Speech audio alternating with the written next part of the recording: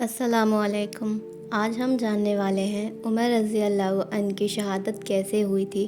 حضرت عمر رضی اللہ عنہ نے جنگ بدر، جنگ احد، جنگ خندق، جنگ خیبر جیسی تمام جنگ میں حصہ لیا۔ جب کچھ لوگ ڈر جاتے تھے تو عمر رضی اللہ عنہ آگے بڑھتے تھے۔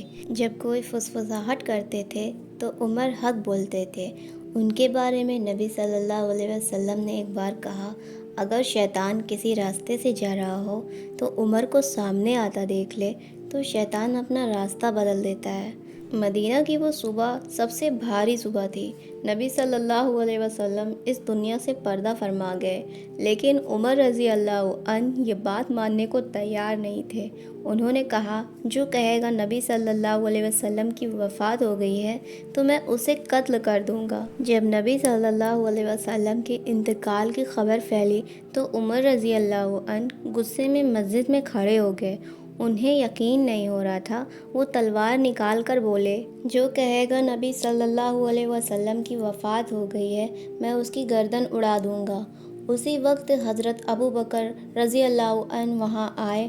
انہوں نے مسجد میں لوگوں کو جمع کیا اور قرآن کی ایک آیت پڑھی جس میں یہ لکھا تھا، نبی صلی اللہ علیہ وسلم ایک رسول ہیں، ان سے پہلے بھی کئی رسول گزر چکے ہیں، اگر وہ انتقال فرما جائیں یا قتل کر دیے جائیں تو کیا تم الٹے پاؤں پھر جاؤ گے؟ جیسے ہی حضرت عمر نے یہ آیت سنی تو وہ بولے، ایسا لگتا ہے یہ آیت آج ہی نازل ہوئی ہے۔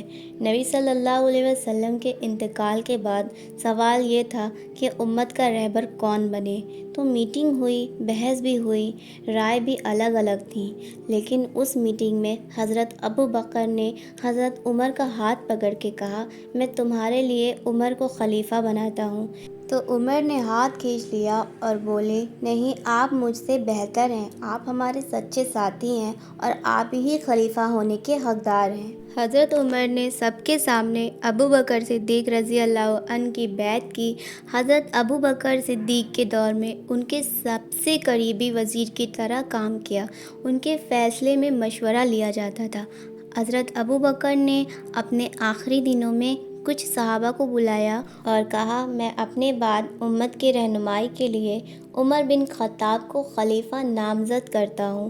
کچھ لوگوں کو ڈر تھا کہ ان کا مزاج سخت ہے، لوگ ان سے ڈریں گے، لیکن ابو بکر صدیق رضی اللہ عنہ نے جواب دیا، اگر اللہ نے ان پر رحمت کی تو وہ کافی نرم دل ثابت ہوئیں گے۔ حضرت ابو بکر کے انتقال کے بعد مدینہ کی مسجد میں لوگ جمع ہوئے اور حضرت عمر کو خلیفہ بنایا گیا اور پہلی بار انہیں خطاب دیا گیا امیر المومنین کا، یعنی مومنوں کا رہبر۔ خلافت سنبھالتے ہی حضرت عمر نے کہا، اگر خوراک کے کنارے کوئی بھی اونٹ بھوکا مر گیا تو عمر اللہ کے سامنے جواب دہ ہوں گے۔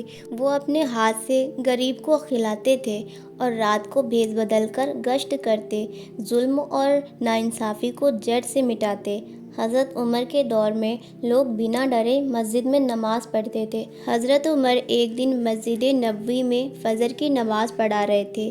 صفیں سیدھی تھیں، لوگ خاموشی سے اللہ کے سامنے کھڑے تھے اور امامت حضرت عمر کرا رہے تھے۔ انہوں نے تکبیر کہی، تبھی اندھیرے میں ایک مجوسی آیا، اس کا نام تھا ابو لولو فیروز، ایک آگ کا پجاری جو مسلم نہیں تھا۔ اسے عمر رضی اللہ عنہ کی انصافی نظریں پسند نہیں تھی۔ اس نے ایک زہریلا خنجر تیار کیا تھا، 2 دھار والا، اور نماز کے بیچ حضرت عمر پہ حملہ کر دیا۔ وہ بری طرح زخمی ہو گئے، خون بہتا رہا، وہ وہیں گر گئے۔ زخمی حالت میں انہوں نے پوچھا، کیا لوگوں نے نماز پوری کر لی؟ پھر لوگ بولے، جی ہاں۔ پھر انہیں گھر لے جایا گیا۔ لوگوں نے کوشش کی لیکن زخم کافی گہرے تھے۔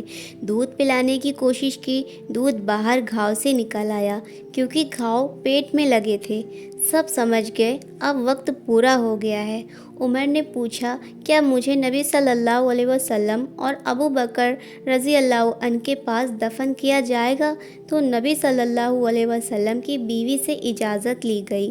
جب اجازت ملی تو عمر رضی اللہ عنہ کی آنکھیں جھلک پڑی، مجھے اس بات پہ کوئی فخر نہیں کہ میں خلیفہ تھا، بس مجھے امید ہے اللہ مجھے معاف کر دیں گے۔ 3 دن زخموں سے لڑتے رہے، پھر انہوں نے شہادت پائی۔